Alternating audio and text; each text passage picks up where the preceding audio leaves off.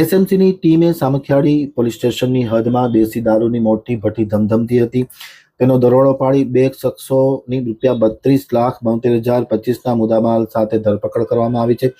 મુખ્ય આરોપી સલીમ ઉર્ફે હબીબ સહિતના 8 લોકો ફરાર થઈ ગયા છે. સ્થાનિક પોલીસની કામગીરી સામે અનેક સવાલો ખડા થયા છે.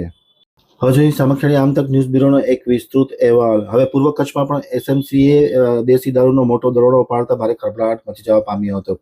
સામખિયાળી પોલીસ સ્ટેશનની હદમાં દેશી દારૂની ભઠ્ઠી ધમધમી રહી છે તેવી ચોક્કસ બાતમીના આધારે એસએમસીના વડા રાયની સીધી સૂચના અનુસાર તેમની ટીમે આજે દરોડો પાડ્યો હતો. દરોડામાં ખાસ કરીને 2 શખ્સોની ધરપકડ કરવામાં આવી છે અને કુલ ₹32,72,025નો મુદ્દામાલ કબજે કરવામાં આવ્યો છે. મુખ્ય આરોપી સલીમ ઉર્ફે હબીબ સહિતના 8 લોકો ફરાર થઈ ગયા છે. તેમને પકડી પાડવા માટેની ધોરણસરની કાર્યવાહી હાથ ધરી છે. સુરતબારી નજીક આરોપીના ઘર બહાર આ દેશી દારૂની ભઠ્ઠી ધમધમતી હતી અને પોલીસે દરોડો પાડી ધોરણસરની કાર્યવાહી હાથ ધરી છે. સ્થાનિક પોલીસની કામગીરી સામે પણ એસએમસીએ સવાલ ઉઠાવ્યો છે.